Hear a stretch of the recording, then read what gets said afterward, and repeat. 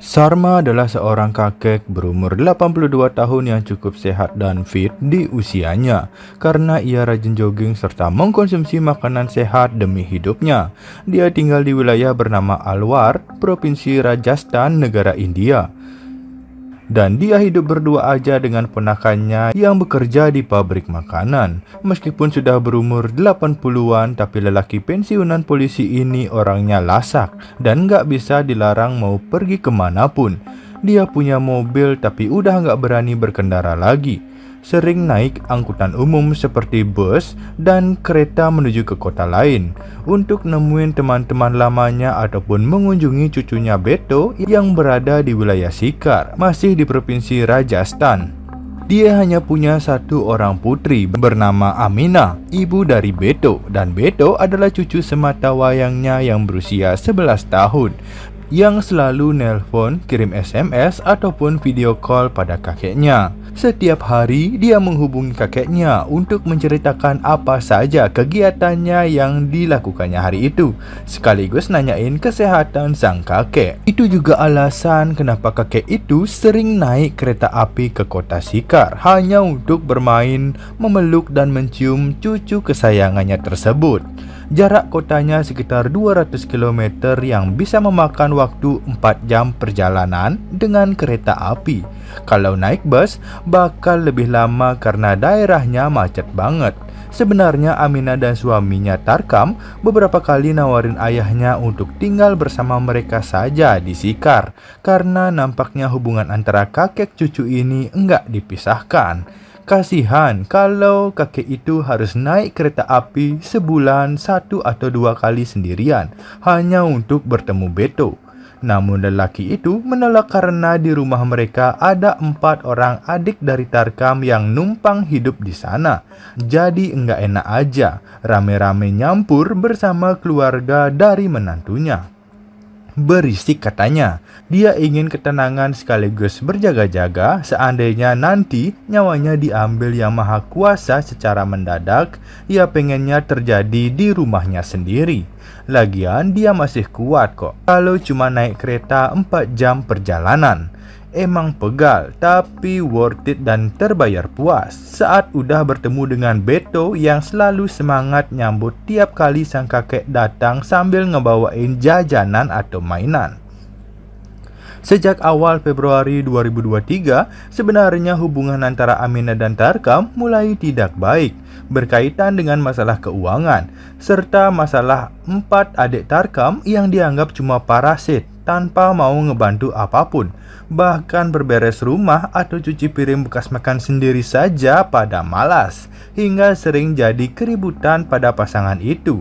Dalam beberapa bulan setelahnya, Amina ngelarang kakek itu untuk mengunjungi mereka dulu ke kota Sikar supaya enggak ngelihat percekcokan.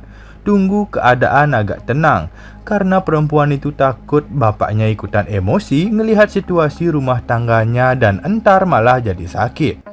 Namun kakek itu tersebut sering mendapat info dari cucunya yang menelpon cerita sambil menangis saat mendengar bahwa orang tuanya ngobrol tentang perpisahan, perebutan hak asuh dan hal lainnya yang berhubungan dengan harta gono gini. Tapi sekali lagi, kakek itu nggak mau ikut campur masalah rumah tangga anak dan menantunya. Walaupun hati kecilnya sangat ingin bertemu Amina buat ngebantu menenangkan jiwa dan tentu aja pengen berjumpa sama Beto sebab udah kangen beberapa bulan enggak ketemu, namun harus ditahan-tahanin dulu. Dia pun cuma bisa menangis dan hal ini dicurahkan pada ponakan yang tinggal di rumahnya karena dia satu-satunya pendengar yang baik.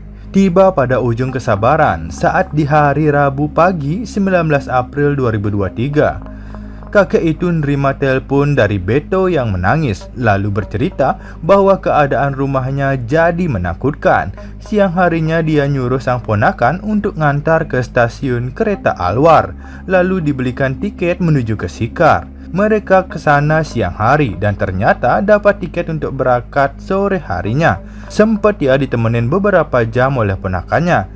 Kemudian ia pulang karena besoknya dia harus bekerja dan si kakek langsung menuju peron untuk menunggu. Sedikit info keadaan di stasiun kereta Alwar ini. Mirip-mirip di Manggarai, Jakarta, ada lebih dari 2 jalur kereta berlawanan arah dan orang yang lalu lalang di rel juga banyak, meskipun ada petugas keamanan yang coba mengarahkan sana-sini. Jenis kereta yang akan dinaikin oleh kakek ini termasuk jenis modern yang baru beroperasi 4 tahun lamanya. Berikut ini adalah kesimpulan yang diumumkan oleh pihak kepolisian Kota Alwar mengenai peristiwa yang selanjutnya terjadi sekitar jam 5.30 sore. Saat masih menunggu keretanya datang, tiba-tiba kakek itu kebelet pipis, namun toiletnya jauh dan orang yang antri sudah pada desak-desakan. Kakinya mulai pegal dan kebas, sampai dia melihat ada beberapa orang yang turun ke jalur kereta dan pipis di tembok dekat peron, enggak jauh dari tempatnya berdiri. Wah, ini ide yang cemerlang. Cowok mah gampang, enggak harus jongkok atau melorotin celana dulu. Makanya dia turun dari sebuah tangga dan ikutan pipis, disembur ke tembok dekat jalur kereta. Hal ini bikin hatinya sedikit lega. Sayangnya di saat yang bersamaan enggak jauh dari sana, datanglah sebuah kereta lain yang cuma akan lewat tanpa berhenti di stasiun itu. Kecepatannya 160 km per jam, yang secara mendadak menabrak seekor sapi yang menyeberang di rel hingga membuat hewan itu tercampak ke udara. Lalu terpelanting sekitar 30 meter menuju kakek yang sedang pipis tersebut. Hingga hewan seberat hampir 300 kilo itu menimpa dan menjepit tubuh kakek tersebut ke tembok peron sampai menjerit.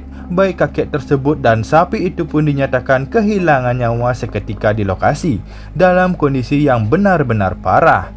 Menurut pihak stasiun kereta api, Alwar areanya memang sering dimasukin sama hewan-hewan liar seperti kucing, anjing dan juga sapi. Sebenarnya udah dipasangin pagar baja di area stasiun untuk menghindari hal tersebut. Kenyataannya penduduk sekitar sering merusak dan menggergaji beberapa bagian pagar supaya sapinya bisa masuk ke sana. Sebab ada beberapa area di dekat jalur kereta yang rumputnya masih terbilang lebat.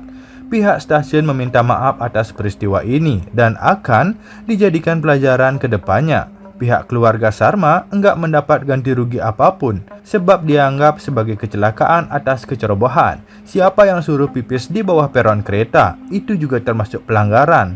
Akhirnya mereka cuma bisa ikhlas. Yang ngebuat sang cucu Beto sedih bukan main, tapi masih ada untungnya karena orang tua Beto sudah akur. Bagaimana menurut kamu tentang kisah ini? Tulis pendapatmu di kolom komentar ya guys.